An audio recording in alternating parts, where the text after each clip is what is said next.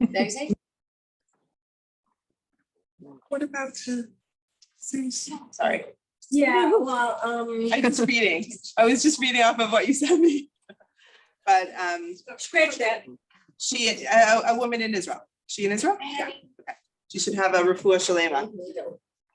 Okay. Hi, everybody. It's good to be back. Who came for the last 2 weeks? Thank you. It's really good to be back. Who came for the last 2 weeks? Were you guys here? Or the last 3 classes, actually? Yeah, Well, I went to one. right? Gary did, I think he got through 2 weeks and then there was a little extra to finish. So you finished it on Monday. I know, I heard that it's like a game of Survivor. Sue and Hannah were the champions. Oh, you were there on Zoom? Okay, great. Okay, it was interesting. Boy, that's a wonderful picture. So I'll start by asking you guys what the muzzle of Adar is, since you know all the zodiacs right now, and today is the first day of Adar, so it's a very, very happy day.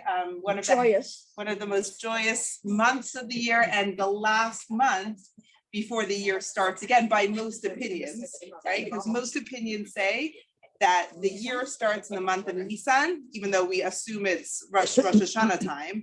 But you know, so there's two opinions about that. But the majority say that the year starts in Nisan, which is the next month. So now we're in the last month of the year.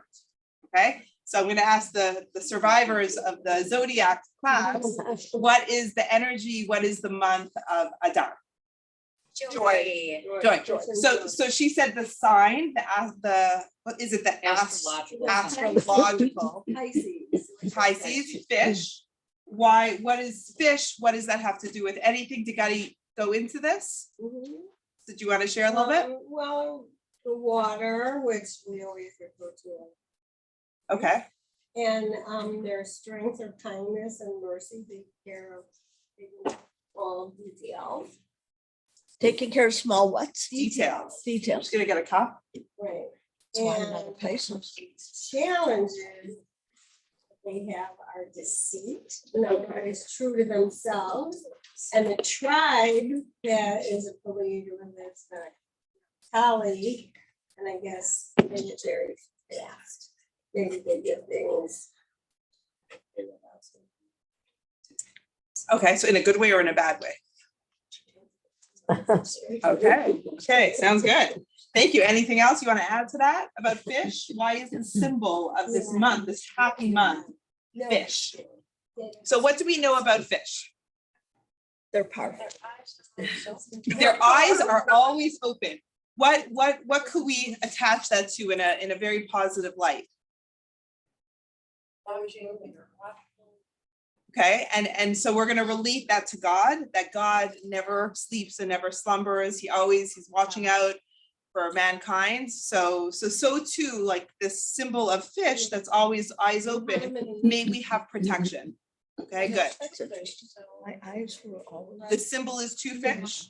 And it's Jacob and Esau. Okay, okay, anything else? Well, what else could you guys tell me, even if you didn't do the last few classes? What does a fish represent? What's the blessing of a fish? Yeah. What did you say? What? The head. Okay, good. So Rosh Hashanah time, we put the head of the fish on the table, that we should be like the head and not like the tail. Yeah, no, Okay, but I don't know, maybe. Okay, anything else? What else do we know about fish? So water. Okay, so water represents Torah, which Sue mentioned. So yeah, so like this immersive experience. So I have an out of the box question. Always moving, okay, in a good way. I mean, that actually is something similar to what Sue just said, that the tribe, it was very quick, like always going on the go, okay? My out of box question is for Christianity, it's all about fish. Do we know why? Does it have anything with these words? Does anybody know? Because he was Jewish. Because Right? Jesus took X number of fish, like one fish, as a matter of fact, one fish, and he fed 5,000 people. Oh. And it was a miracle. So fish was the miracle. Gotcha. I Yeah. just didn't know, I I didn't know if what it the had connection Jewish roots, so. Yeah. I don't know. probably But did. fish is actually- Yeah, don't you see that backwards fish on. Right, Yeah, yeah. or like, you know, you see the Hamza, you see the Yeah. fish, you see the eye, right, those are like the symbols, you'll buy like charms, like the Jewish charms, like in all the stores in Israel. So one of them is the fish. So what is it? Just give me a little more, what is it about fish that is such a blessing? Provide substance. Sushi. So substance, you're saying, so there's a blessing there, what do you mean by that? It's a provider, it's food. Okay, and how do fish travel? Swim. In schools. In school, so like, I think the blessing is, Groups. they multiply. There are many of them. When you don't lay one egg, you lay probably hundreds of eggs, right? That's how fish, right? Fish hatch and there are many of them. So they're fruitful and they multiply. And because they're underwater, there is no element of the evil eye, ayin hara. And so too, the Jewish people believe that so much of the blessing that is brought down to us is when it's a little bit hidden from sight, where we could kind of be like a little incognito, like that's a blessing. It's a blessing not to flaunt things and to, you know, a little bit undercover is a good thing. And we learn that, so the modesty element, like they're so beautiful. If you've ever gone scuba diving or snorkeling, and you just like, I remember the first time I put my head under just for a little snorkel, like you literally just like put it down and you're like, you know, like I came right up because I almost felt like I had to ask permission from the fish, like going into their world and seeing all the colors. Like, you look out at the water, you don't see it. And then you go underneath and it's magnificent. The corals, their homes, their habitat, the colors of the fish, pretty incredible. But also, I guess what's interesting isn't like Purim isn't that, you know, the holiday of the hidden miracle. Right, right. Oh, It's all about the hidden, right. right? Okay, good. We're gonna get there. We're gonna be talking about Esther today. Does a fish like being in the womb because they don't breathe oxygen, they breathe liquid? Yeah, I never heard that, but that's actually really interesting. Okay, nice. There's a lot of comparisons, and I think really it's the bigger idea of why the muzzle of Adar is fish and why that is such a blessed thing. It's just because there's a concealed reality. And we believe as Jews that just like the fish kind of live in their own world, like unseen and untouched, and there's almost like mysterious world underwater, so too we believe that the Jewish people have a concealed fate, almost like the story of Purim. There's like everything kind of like unfolded as it did. But God has a master plan and we're part of like this bigger destiny, and it will unfold in the right time. So that's why the symbol is fish. Now let's talk about the month itself. We know it's a very joyous month.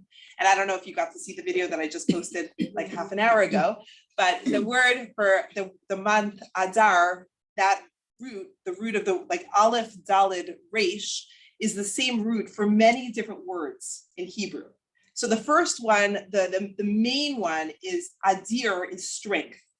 Strength. That this was the month that Haman thought we would be at our weakest, but he was wrong, right? The whole name of Purim, Pur, is a lottery. He cast lots to see when the Jews would be at their weakest, and he chose the month Adar, not realizing that quite the opposite. This was the month that we would be at our greatest strength. So Adar, Adir, strength. Adur means a dwelling place. That this is the month where we can create a little space for God to dwell within us.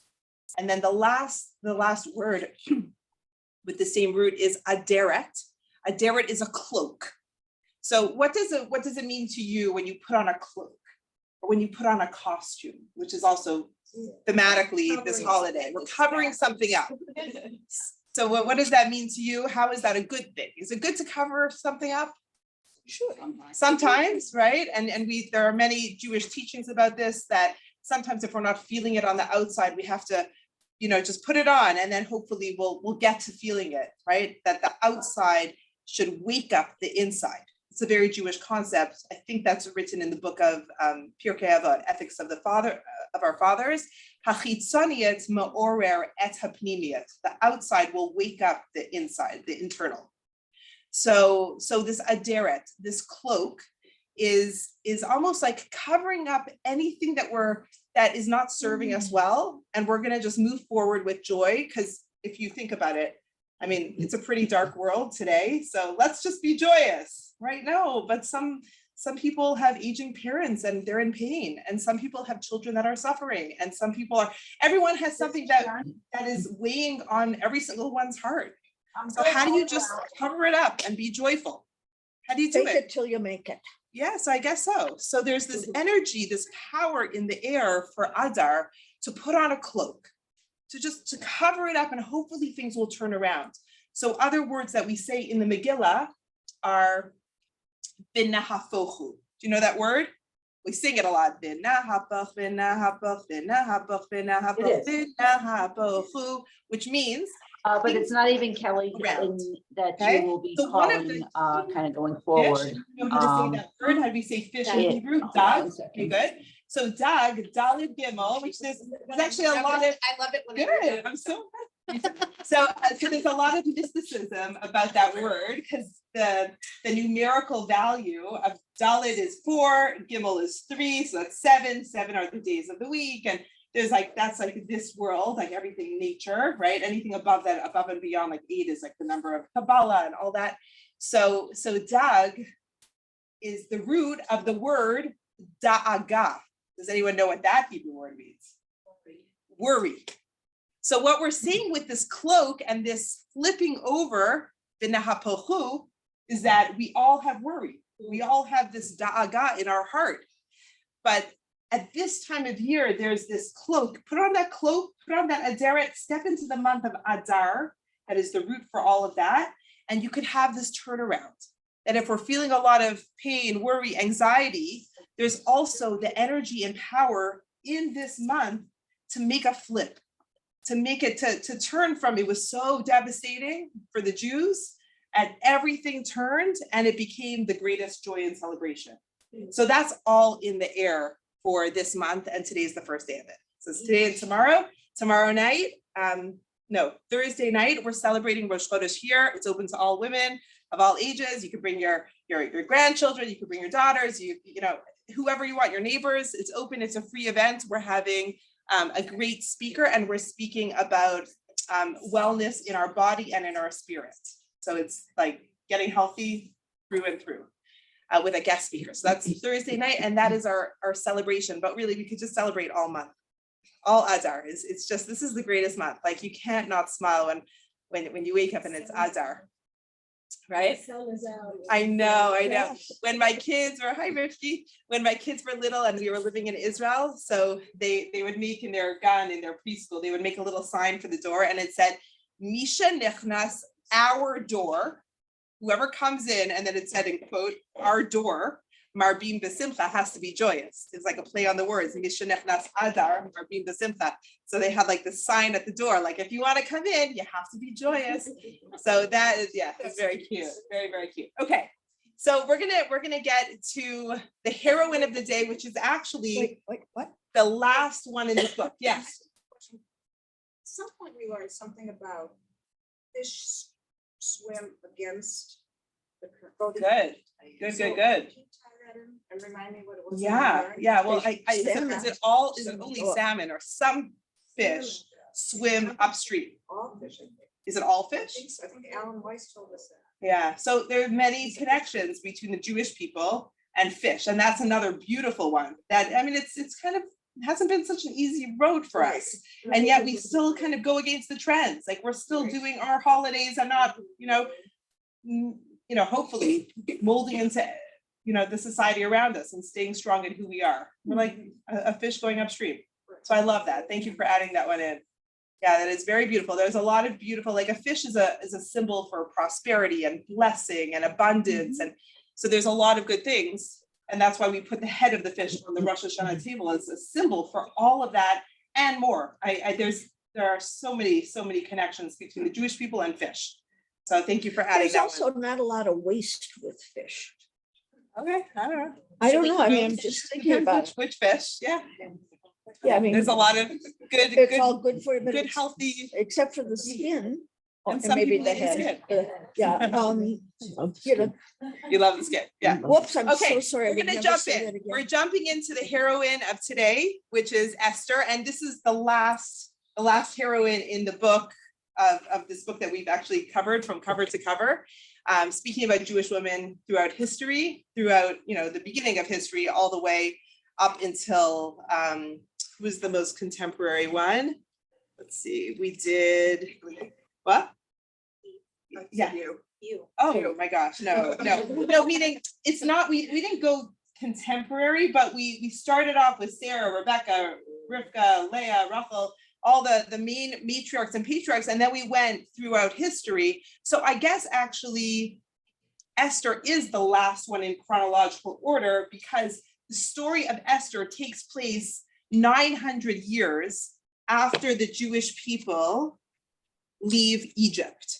So that's where we are. So we have covered about 2,000 years of history from the first woman until Esther. We've gone through quite a lot of change and moving and Egypt and back up. And then how did we get to Persia?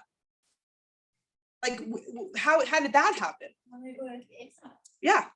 So we had the first exile, and some of us made it back to Israel. Then we had the second exile. So many of us went to Babylon. That was where we were exiled to. And Torah actually flourished over there for a period of 800 years. That was the period of the Gaonim. Much of the oral Torah was written down there. And then from there back to Israel and then into exile again. So there's definitely been a lot of shifting and going different places. Who knows where Persia back Iran. then? Iran. Iran. Okay, so that's modern day Iran is where this story took place, and we have a little bit of an understanding of the time frame when this happened. Okay, so let's try to focus a little bit on Esther, but obviously there are so many characters in the story that we will be pulling on, but I really, really want to stay with discussing who this woman is, understanding what her greatness was, what are the traits that made her a heroine for us to look up to. In fact, if I could just say one story from the trip to Morocco, which I shared about a little bit on Shabbat at the Kiddush, but one of the powerful stories that really spoke to me was one of the grave sites that we went to. Her name was Solika, this 16, 17-year-old young woman who she died sanctifying God's name. She died al Kiddush Hashem. And her story was that the son of the Sultan wanted her hand in marriage. All she had to do was convert to Islam. And she said no. And the rabbis at that time, even Maimonides in Mishnah Torah wrote about in such a situation. I mean, many Jews were persecuted and had to convert out of Judaism to save their lives. And it says in the Torah that you're actually allowed to do that, because we believe as Jews that you can never convert out of Judaism.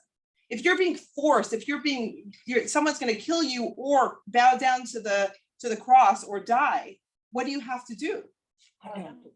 What do you say bow down to the cross, you say die. So there's actually, it's complicated, because if in your heart you're not converting, you're just trying to save your life and you're going to live as a Jew in hiding, there's really nothing wrong with that. Meaning save your life, right? There are only three things that you should rather die for. One is immorality. The next one is murder. Like for you to murder someone, you should rather die than murder somebody. And the third one is idol worship. But if your heart is not worshiping any of the other gods, and that's not idol worship. You're just trying to save your life. So this woman was, the rabbis at her time came to her and said, you really should convert. You should just say, Muhammad is the prophet, and marry this man. And she said, I can. And they used the example, well, Queen Esther did. She married the wicked Ahasuerus. And she said the difference was when Esther went in and had no choice. I mean, it was it was rape what the king was doing. It was forced. There was no consent involved. He took women into his property. He lied with every single one of them. He slept with every one. And then they had to stay in his, what's it called, a harem? Yes, yeah, For the rest of their lives. They were never able to marry. Once he slept with all these young virgins, they were never able to leave. They just sat there rotting away for the rest of their lives. he was like the Hitler of that time. Terrible, terrible man. So, but this is a similar situation, a little different, but this young Sultan's son says, just convert to Islam. And she says, I don't want to, I can't do it. This is my whole identity. So when the rabbi said, but Esther did it, she said, the difference is no one knew that Esther was Jewish. Here, I need to stand for my value system. Everyone knows You that said I'm she a was Jew. 16 years old. 16 years old. And and what she was time still- period? So in the 1800s. Yeah, pretty crazy story. So we were at her gravesite and there was such an energy there, like a power of a Jewish woman knowing who she is and standing for her values and standing for her rights, and rather dying than having to, to do something that she was not willing to live not as a Jew. And that was what she chose, even though the rabbis were saying you could. She was just like, I'm gonna take, this is me and God. This is how I'd like to die. So, okay, so back to Esther. Okay, so there's a lot that we know about Esther. A lot of it is commentary, right? We have the book, right? There's obviously, the story at face value, and there's so much more that we have to kind of put together to understand who this woman was. So does anyone know who Esther was? Who was she? Was she, okay, so some people say she's the niece. Some people say she's the wife. Okay, so there's two different interpretations. More likely she's the niece, because you had to be, You had to be a virgin. you did, Impossible. but this is discussed. It's actually discussed. It's actually, it's not 100% clear. More of the commentaries will say this was Mordecai's niece for that reason, because she had to be a virgin to be taken to the king. But more than that, what we know about her is that her mother died in childbirth with her, and her father passed away, and she was an orphan. So she, just trying to build a picture of who this woman was. She's an orphan. She has no one. Imlo of the aim. She doesn't have a father or a mother. She has no one in the world.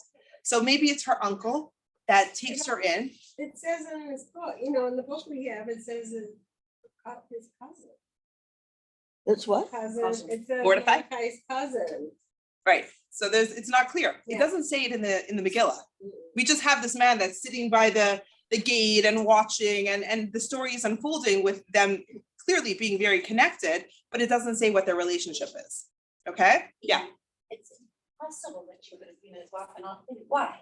Because if she somehow got in there and he slept with her and she wasn't a virgin, do you think she would have lived 5 seconds more? No. And then there's those stupid stories about, and every Shabbat she went home to her house to light the candles. What a I've never stupid heard that thing. story. Yes, well, Well, the I'm story sure that I you know heard about was it. that, Stupid.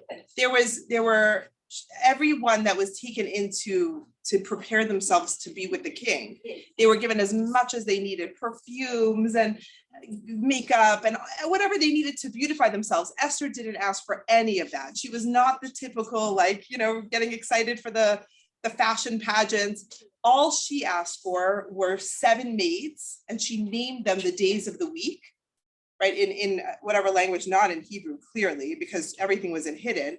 But every day she used a different maid so that she always knew when Shabbat was. So it does speak about her keeping Shabbat even in the king's palace. I never heard of her leaving. I never heard that in my life. But there was this consciousness of who she was, even in this pit of, it wasn't such an environment that for a nice Jewish girl.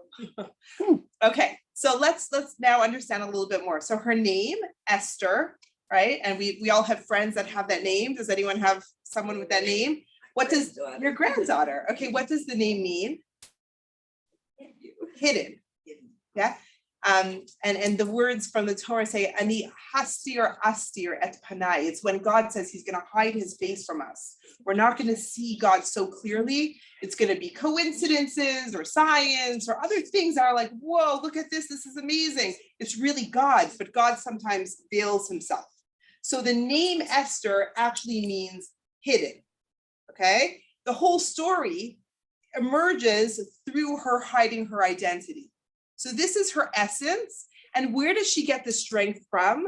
She is a direct descendant, I mean, we all really are, of Rachel. What did Rachel do? What did she hide? the matriarch Rachel, go back a couple months ago. What did she hide? Idols. Okay, I wasn't even thinking about that. That got her into trouble. What else did she hide? Her eyes. So the face, right? No. I wasn't thinking about that either. She gave over, she was quiet in a very, very difficult moment when it was her wedding day and her father switched her sister out and she didn't want her sister to be embarrassed. So she's kept quiet. She gave her sister the signs. So by That's her, what I was, I thought she hid herself under the bed. the commentary. To give her sister the signs. Okay. We actually didn't learn that, but that's one way of That's interesting. understanding it. And maybe it was her voice that was speaking, so Jacob thought it was her, but there was a silence that she had over there that really when all the, when the Jewish people are going down into exile and they're in chains and they're in tears and his blood is flowing through Jerusalem, a terrible, terrible time. All the patriarchs are fighting up in heaven and they're screaming and pleading with God to save the Jewish people. And each one is saying, look what I did and look what great tests you put me through and all of them. And then finally, and God says, no, it's sealed. There's, this is set, like the Jewish people are going into a very terrible exile. And then finally, Rachel speaks up from heaven. And she says, I kept silent in such a difficult moment. I gave over my life. I gave over my love. I gave everything over to make sure that my sister was not embarrassed. And if I'm just flesh and blood that is not jealous of human beings, God, you don't be jealous of idols. And you also have to become, you also need to step up in that way. And God says, I hear what you're saying. And because of you, I will return the Jewish people to their borders. Vishavu banim ligulam. This is like the most powerful moment where God promises that the Jewish people will come back to Israel and we will be a strong nation once again. It's because of Rachel. So that's where Esther is getting this DNA, this silence, this power in being quiet in very, very difficult moments. She didn't know how things were going to unfold. In fact, down the storyline, and we should really run through the whole storyline because it's been a whole year. But if we go to the end of the story, when Esther calls a party, she invites two people to the party. Who? Haman and Ahasuerus. Now, this is such a twisted, immoral society that she knew that by her saying to her husband, to the king, I'd like to invite Haman. She knew that she was taking the risk that her husband would say, are you having an affair with him? What's going on here? Why are you inviting another man to the party? She knew she was taking the risk of knowing that she might not make it out of this party alive and she would go down in history as the woman that slept with the Hitler of that time, right? Of the Haman, the terrible, wicked Haman. She knew that her reputation was on the line. She didn't know what the outcome was going to be. But she lived her values. She stayed quiet in the moment and then leaned on her Bina Yetera, her double dose of intuition that we all have from Sarah. We see that, God says, listen to the women, right? God says to Abraham, she has a greater understanding than you will ever understand. That starts with Sarah and it goes all the way down through the veins of the Jewish people. This is pulsing through our veins.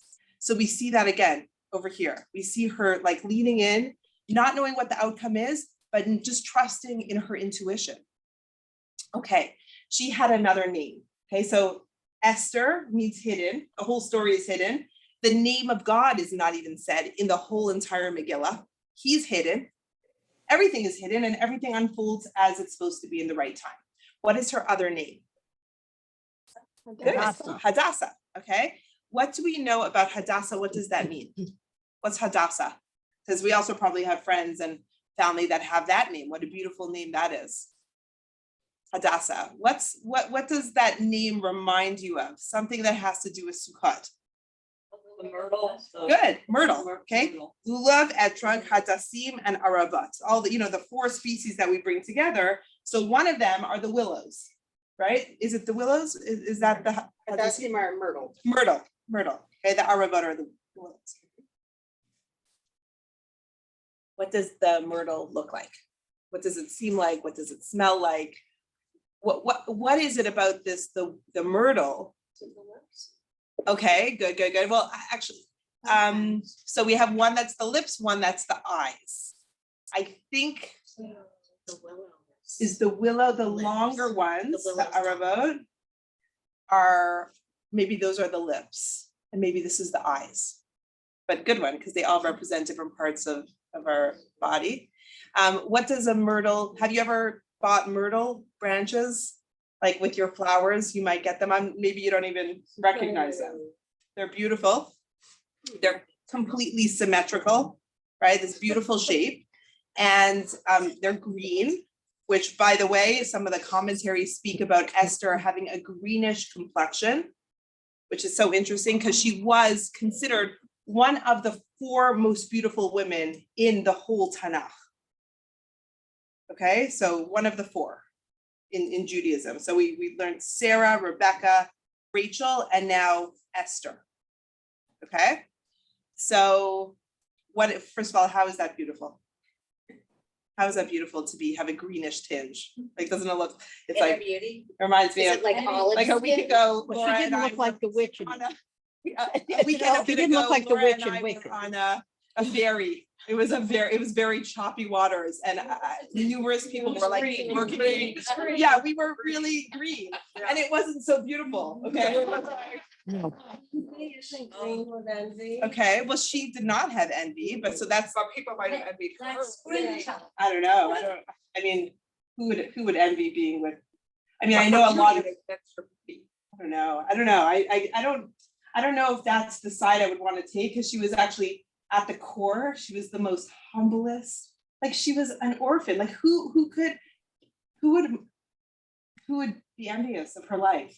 I mean, she was taken away, like literally, like in the middle of the night. She was in hiding. She didn't want this, right? So, okay, so what we learn about her beauty is that her inner beauty was so beautiful and so strong. Remember, we spoke about chen, right? Chen is like this, like, you know, this grace, this like coming from the inside that it overtakes the outside. Like someone that has chen has character, has magnetism, like that was her beauty. It wasn't even so much her outer beauty, right? Objectively, like who knows what the king was into, but but we do know she had like a great character. It was her chen that really spoke for her. Okay, so Hadassah. So the myrtle branches are also sweet smelling branches. They're compared to righteous people. The deeds of a righteous person is fragrant, is perfect, it's complete. That it looked like that beautiful branch. So her deeds were fragrant. Like, you really see that it's not so much about her external, but more what she represents. That was speaking very loudly for her. Myrtle leaves are a small, perfect size. Like everything is very nicely proportioned. So that's similar. And yeah, that's what we know about that name, the name Hadassah. Okay, so the hospital did they pick that name because? Thank you. the what? Hadassah Hospital? Oh, well, the whole Hadassah organization. Yeah. Right. Right. So where I'm did- not sure. I mean, Hadassah is. I'm not sure how that would be an interesting. Yeah, I fact don't to know how look that up happened, yeah. Why they named it there. I was gonna ask Do you know? Well, This is very involved. Yeah.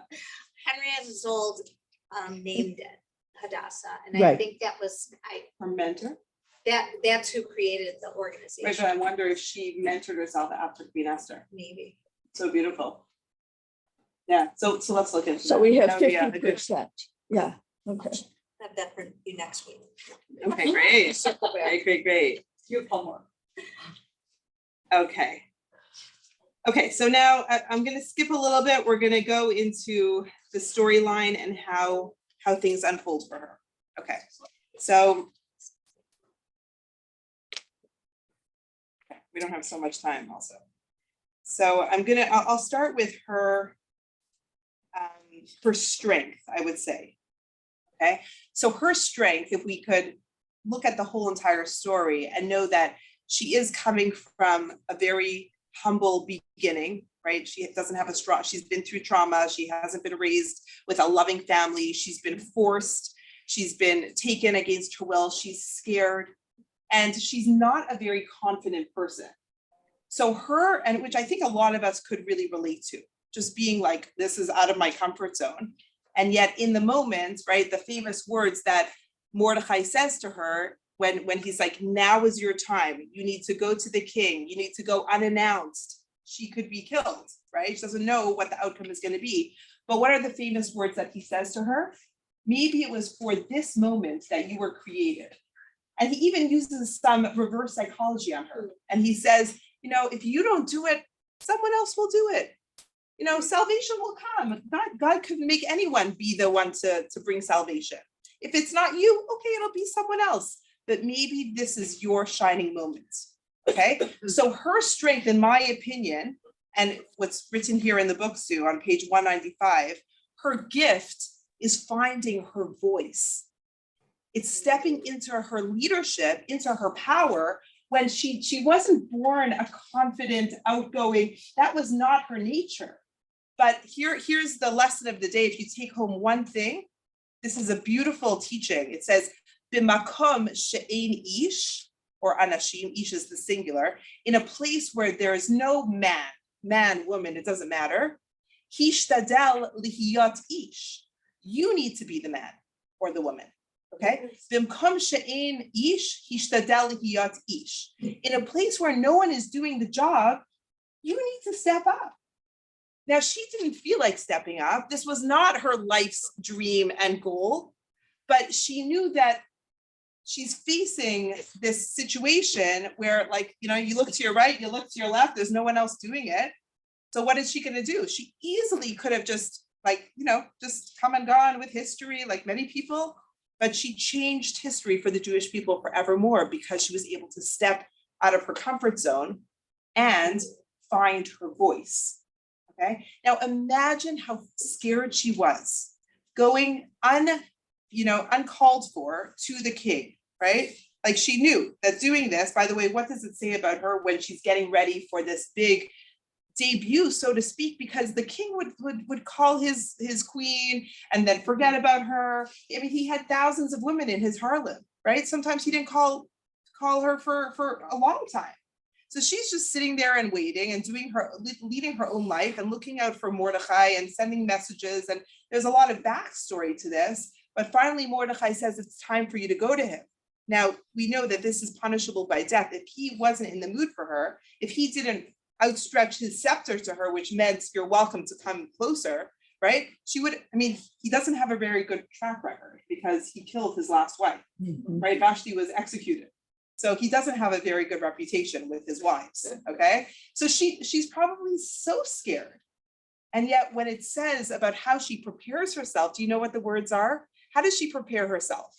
Because you would think you prepare yourself physically, right? You need to be beautiful. You need to be alluring to the king if he's going to want you and desire you.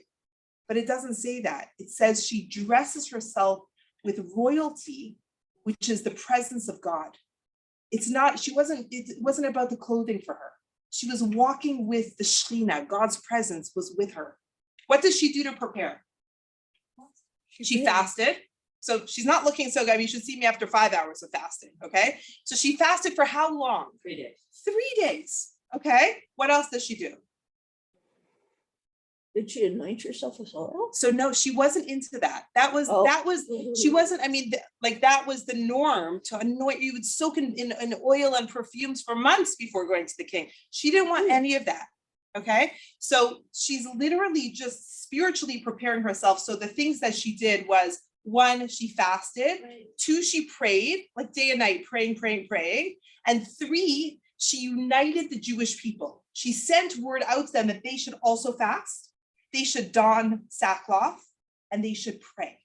Okay. So this is another great strength of Esther because she brings the Jewish people together. This is something that, I believe that it's going to be the Jewish woman that will bring unity to the world and to the Jewish people. She really save them too. She really does. She saves them, but even in the moment, like what is your go-to? We all have a fight or flight, that when we're feeling afraid, there's something that we'll run to, right? And usually, well, what is it? What is it? Like there's what? Chocolate, okay, right? I mean, but that is a coping mechanism, okay? So her coping mechanism for all the fear and anxiety that she had to be holding is to turn to Hashem. I mean, we should take this as a lesson, because when we're in a pinch and someone is not well and there is a tragedy, what is our go-to?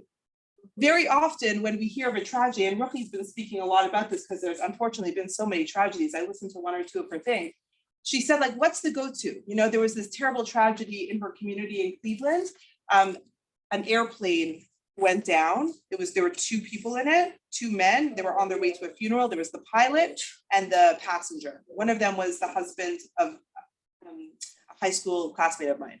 Terrible. Father of 5, father of 6. Terrible tragedy. So of course I hear it on my class chat, my high school class chat, and I'll tell you what happened, right? What do you think happens when you hear of a tragedy? What is everyone saying? How did it happen? Right? Like, tell me, was like, you want to know details, right? You want to know details. What do the details help? Like, seriously, there's a tragedy. There's 2 widows and 9 orphans right now that are suffering. Who cares how old the plane was? Who cares? Okay, Well, they don't have but- right? Okay. Well. I mean, are they still called orphans? Yes, yes, yeah. She said yes. Israel they are. Not a father. In Israel, they are. Judaism, In Israel, they are. Yeah, Yes, that's- yes, I yes. think that's, yeah, I think Yeah. so. But, okay, but thank God they still have a mother, but. the Yeah, mother but they're is- referred to as orphans.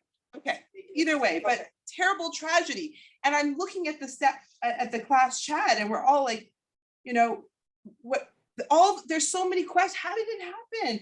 Was he, you know, when someone dies, was he sick? Like all those details. Does it matter? There's terrible pain right now. What could I do to help is really the response that we should have. Okay, Israel does. Right? Right. That's we mobilize into action straight away.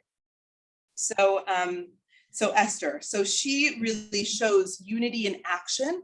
Her go-to is leaning on God, walking with God. When she dresses herself in royalty, the commentaries say she literally is walking with Hashem. She dons the Shekhinah. That was her royalty. That was what she had. That's all she had, right? It wasn't the clothes that was going to do it. She needed Hashem by her side. I mean, every war that we've won is miraculous, right? I mean, every single holiday, right? Everything. It's the 6-day war. I mean, if we don't have Hashem, the Iron Dome, I mean, so much could go wrong, but we need Hashem by our side, and we could be victorious if God so wants. So that's, I think, one of her gifts was bringing the Jewish people together, right? Because think about the storyline. Also, just go back a little bit. How are the Jewish people doing at this time of history? Are we at our finest? Are we in our finest hour? Right? So this is, I wrote this down. This is very cute. Okay, so the Jewish people, like this is like the storyline of the Megillah, right? The Jews are invited to the king's party. Yay! Then they sin. Boo. Then Vashti's killed. Yay! She was a terrible anti-Semite, right? Her father was Nebuchadnezzar. She did terrible things to the Jewish girls. She made the Jewish girls do terrible things. Yeah. Okay. Then Esther is kidnapped. Boo. Then Mordecai saves the king. Yay. But he doesn't get rewarded right away. Boo. Like there's this, it's literally like this up and down. The whole storyline is so, what's the word? Like so schizophrenic. Like, is it going well? Is it not? We don't know until the very end. Right? So all she knows, because everything is still so touch and go, all she knows that it's going to be Hashem. So it's finding her voice, finding her strength, getting out of her way, overcoming all of her fears, and just walking with Hashem. That's really the beauty of this story. So it is 12 o'clock. Is there anything anybody wants to ask? The turning point of the story when she does go to the king. I mean, some of her words are, "If I die, I die," right? I mean, it's full of emotion. It's not like she thinks little of her life. Her life is the most important thing. She wants to live, but she's willing to take like the ultimate sacrifice. She's willing to risk her life for her nation, for the Jewish people. So so up until this point, this is just between her and Hashem. Up until this point where she goes towards the king, every time she is with King Ahasuerus, it is considered rape. It's not on her, she's not going to him. If she's called and she has to go, that's right. But if she did have a previous relationship and marriage, and we don't know all the details of her life, she would never, if she would ever get out of that castle, after going towards a relationship intentionally, you would never be able to go back to your husband. Do you guys understand that? You understand? Meaning, God forbid, if someone is raped, I don't really want this on camera. No, But, it's yeah. pictures. I Okay, forgot okay, pictures. okay, I okay. posted your God back. forbid, I mean, this is contemporary law in Judaism, okay?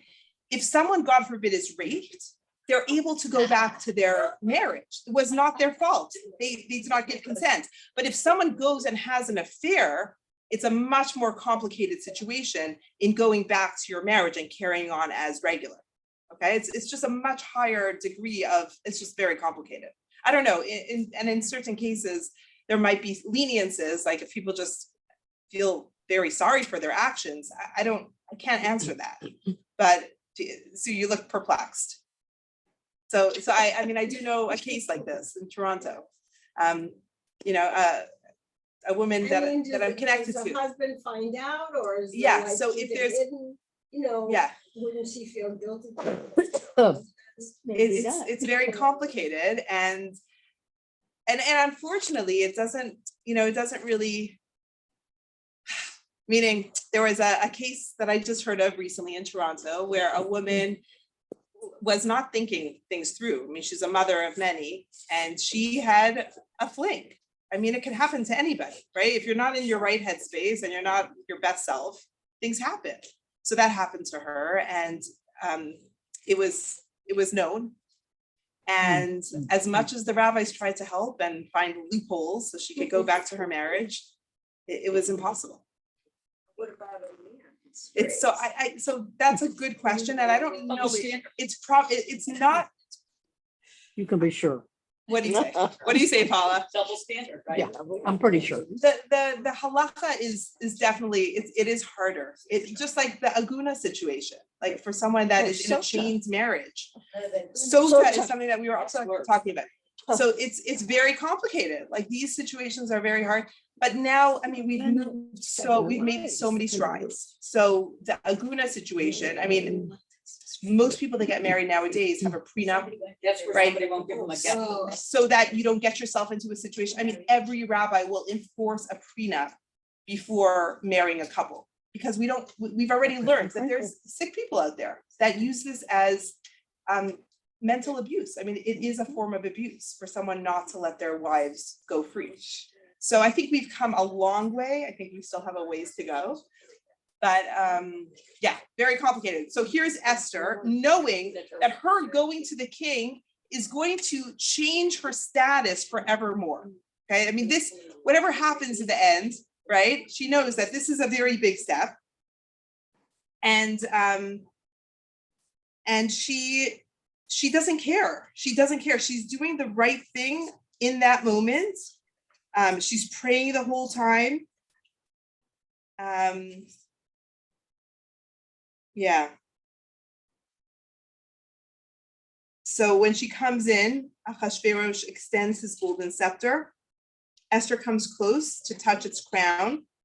He asks what her request is, and she's very, very smart in how she unfolds her request, right? She asks for one party and then another party, right? She tries to find favor. I mean, she's definitely using her Bina Yetera.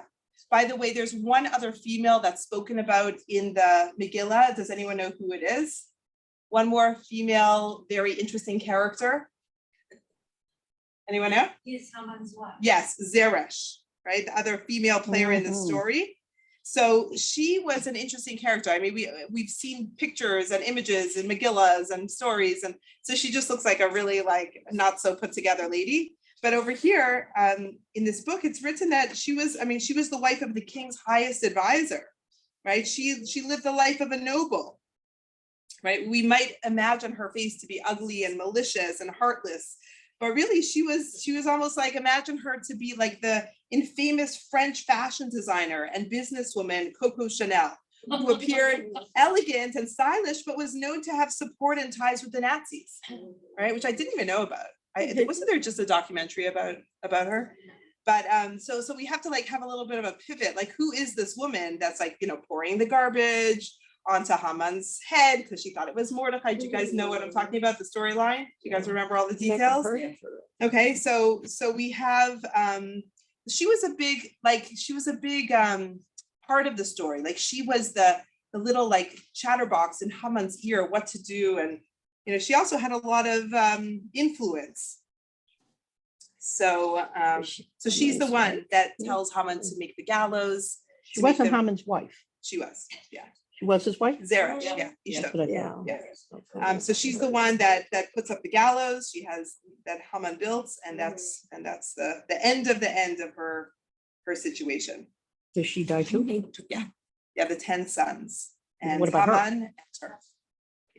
Oh. By the way, But end then of they the kill story. everybody at the end of this. Okay, so let's just- Before I do that. So this is actually an interesting part that you know, we don't really learn about it much, but at the end of the story, right, when all the 10 sons are hung on the gallows, Haman is killed, right, we think happy ending, right? But it's actually not the happy ending, because, and this is so crazy, because although the king was so powerful, the king could not revert his statement, because as of now, the Jews are going to be killed, right? So the only thing that changes is, first of all, the morale of the Jews is now, we got this. Hashem is clearly on our side, right? But now, for the first time, they're able to stand up and fight for themselves, which was actually in last week's Torah portion. Doesn't he put out another? An edict. Yeah. Yeah, saying on such and such a date, the Jews are permitted, right? An edict, like a decree. Okay. Is that an edict? No, I just know that word. He Thank puts, you. he Now I puts get out it. a decree saying on such and such a date, the Jews are able to stand up and defend themselves, which was one of the mitzvot in this past week's parsha, right? Im bala hargecha, hashkem lahargo. If someone comes to kill you, you stand up and protect yourself. You could kill them first. That's the only time we kill someone, is if they're about to kill us, right? And that is how the Israeli Defense Force, that's how they make their decisions. They're there to protect themselves, but we're not going to go and just kill people, right? Even though I heard such a crazy video this morning.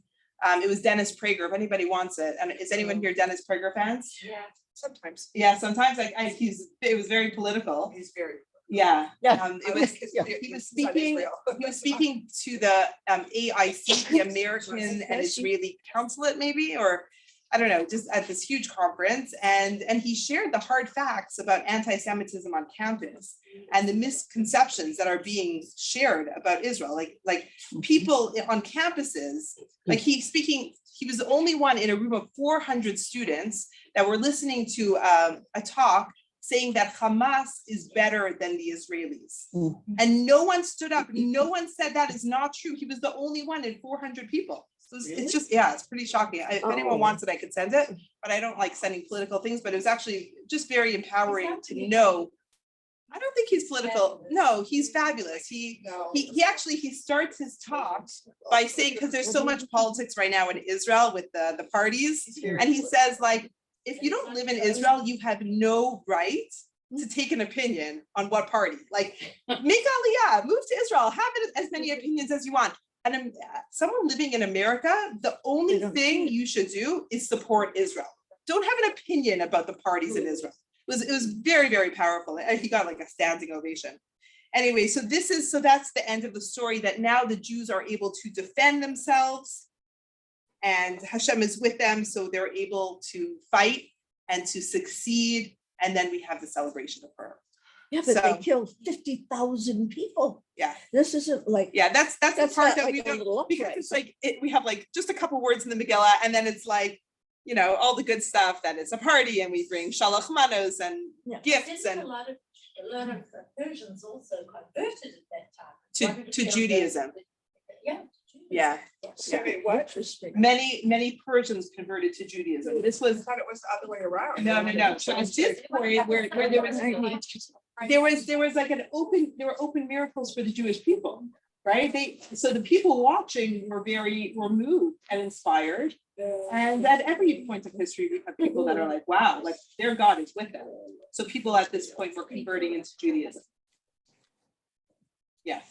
So that's the end of the story. I mean, there's a lot of, like, Esther is, I mean, her story is shrouded in mystery. There's certain parts, I mean, whether who she was married to or where she, like, whatever her family situation is, we don't know all the details, right?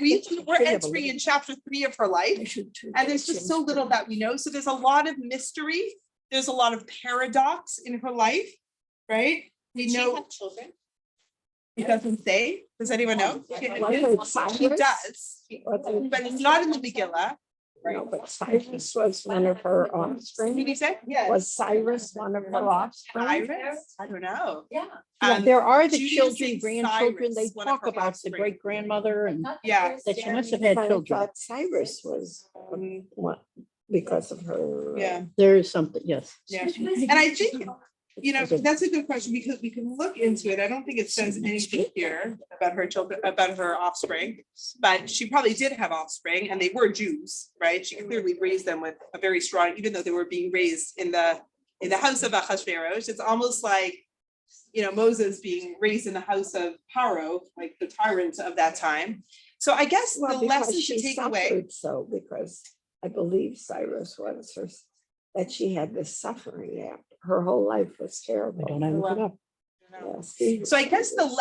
lesson, one of the takeaways, because I love the empowering idea of finding your voice, stepping out of your comfort zone. We hear all of that in the story. But I think that one of the points that really speaks to me about this chapter of our history is the power of silence. Like there's a power in it. Mhm. We think that silence is meek. We think that being quiet is I don't know, it's weakness, but it's not. Cyrus. In the right time, like to be silent, like even, Cyrus was you know, strong. even on Did you ever have children? a date, let's say, like Serious my opening daughter is eye. now in the dating world, right? So we'll say like, I'll say like, was it awkward? Was there like awkward silence? Like she's so comfortable in who she is that she doesn't mind having silence.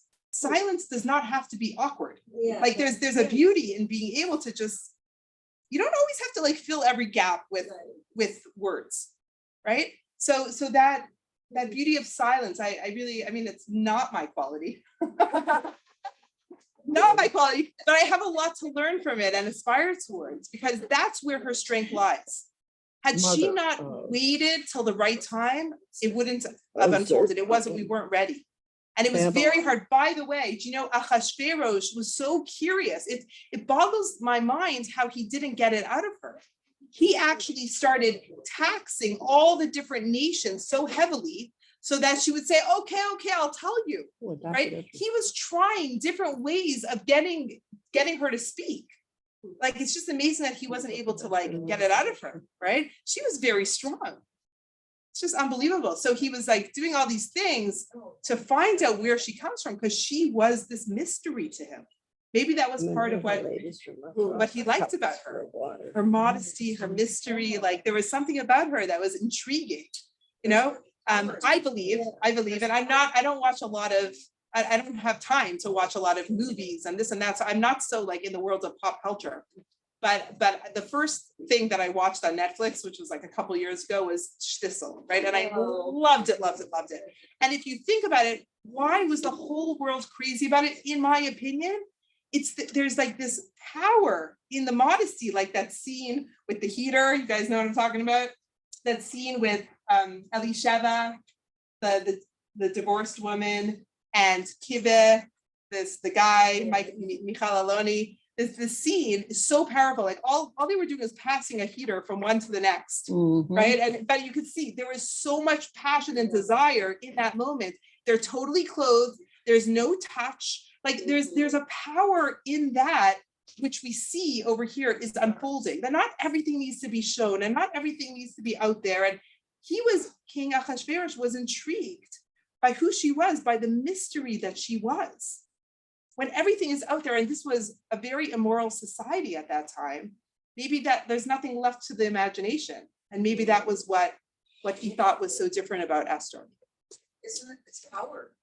Yeah, there is a power. I mean, there's a power in silence. You know, like, I don't know, can I call upon Laura? Can I embarrass you for a second? Laura's on our leadership team, on our board. And Laura's not someone that talks, like, she's not like taking the floor and taking the mic at every moment. But when Laura talks, we're all like, shh, everyone quiet. There's like power in that, right there. Laura talks, people listen. Yeah, it's true, because we know that she's not just like talking to talk, she's put a lot of thought into it. I think there's a power there that we all could think about in our own lives of maybe just like thinking, you know, think about it like this. Our mouth has, you know, the lips is one barrier, the teeth is another barrier to the tongue. The tongue is what talks, right? There's two barriers, like, to tell us, like, don't just say everything you want to say, like, think a little bit before you speak, like, take a moment, take a walk around the block before responding to that email with such hate. Right? Whatever it is, if you're feeling upset, like, take a moment, calm yourself down, take a drink of water, whatever it is. Don't just respond. So that's Esther over here. A lot to learn from her. What a fabulous Jewish heroine and woman. And yeah, thank God for her, because we're all still here today. So let's just talk for a second about moving forward. So what would you guys like to learn now? We've completed this book, which was not even, I wasn't even going to do this whole book, but we just kept going with it. I'd like to go back to our main topic of Musar. We did finish most of Alan Marinis's work, right? We did one of his books. He does have another book. So we could go back to his teachings. I find his teachings very relevant and contemporary. Or we could go into Jonathan Sacks is great, but I think Ali is teaching. Is Ali teaching at all now? No. No, she's just taking, she's planning on it, but she's taking a little break right now when she starts grad school. So I don't know. I mean, you could talk to So her. let She me speak plans to on her, doing because she it. was planning on doing one of his books. She was planning on it. Is Chava doing one of his books? Well, that's just her. That's just like a small group. Okay, because she was telling me that's an amazing book. So if anyone has any suggestions, I'm open to anything. And I'm just excited to be here with you guys and continue learning. So it doesn't matter to me what we learn, as long I as we think come together. to Jonathan learn. Sacks would be good, but just talk to Ally. He has a new book. I wonder if it's the same book. He that has a Chava's new doing. book, which I just bought. I think that's, well, I know. Well, I teach 86 books. I teach his Parsha books every week. Like, we do that on Saturdays. So, Right, I think that's the new book. Is the best right, part. so I have all those, but we could do soul construction. It's only a couple chapters. Oh, but that's a great one. Do you guys want to do soul She did it. construction? It was really great. Yeah, who did it? Ruthie did it, yeah, Yeah. She's teaching a 10-week course right now. yeah. Are you doing it? No, but I would love. So we could do it. I mean, the book is amazing. It's very, very easy. You know, it's very easy to follow. If we were to do it, would you guys like to get the book so that it's not necessary? It's called Soul Construction. I have 2 copies at home. I'm happy to bring a copy, but it's also, I don't usually teach straight out of a book. So it's totally fine to have it, to not have it, whatever you want. But you could get it on Amazon, and maybe that will take us until Pesach, because it's actually very short. It's a short book. I think there's only 6 I chapters. think everybody will. enjoy it. Oh, there's 10? topics. Okay, so I guess maybe we'll do that. Great. Okay, great. We'll see you guys next Tuesday. Yeah, well, there's a lot happening between now and then. So tonight there's Jewish medical ethics with Dr. Didi and Gadi. And we're talking about end of life issues, which is, I mean, sounds a little heavy, but it's actually so interesting to understand. And it's important. It's really important to understand how Jewish law defines end of life issues. This is like, it's important for everyone to know these things, because they don't know it in the hospitals. And if you're a Jew, you need to stand up for your rights as a Jew. So very important class tonight. Thursday night, we have Rosh Chodesh that I said, everyone's welcome to come, just RSVP, so we know how many chairs to put out, but highly recommend. Marilyn, you should bring your granddaughters to it. Very positive body image messaging and really good stuff. Forum is what we really need. And then we're gearing up for Purim. In fact, right now, Gadi is working on we're having, I mean, we can say what we're doing, right, Julie? Yeah, I'm sorry. we're having a Q. Have you ever done a Q? Which is basically, it's gonna be a trivia night. It's gonna be a lot of fun and games and prizes and a meal. So we're gonna have Megillah together and then a meal and then games. So gonna be a lot of fun. That's Purim night. What else do we have coming up right now? Those are the main things. Yeah, lots of good stuff. We're excited So about Purim. yeah, super excited. Next week, by the way. Yeah, okay, that's about it for now. That's it. Yeah. Take some hummus. We didn't get any old Sharing the cheese and then other. You know what? Oh, I never want to. Oh, my face, Are you sure? Are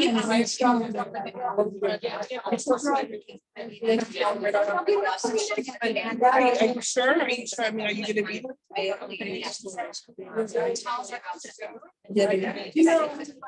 Oh, she's close. No, but I, we didn't get up here.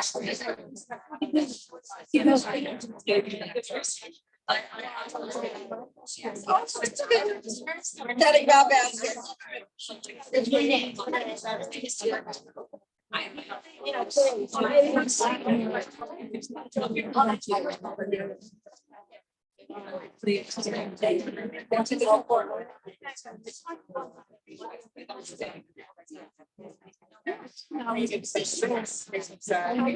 Oh my gosh. Have a question?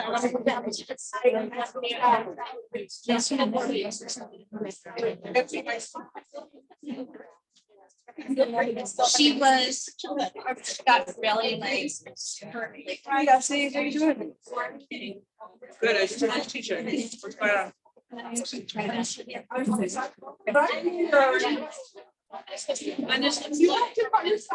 Center? So, yeah. Just go and find out.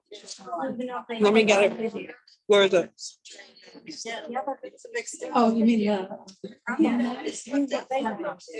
well, I could send you.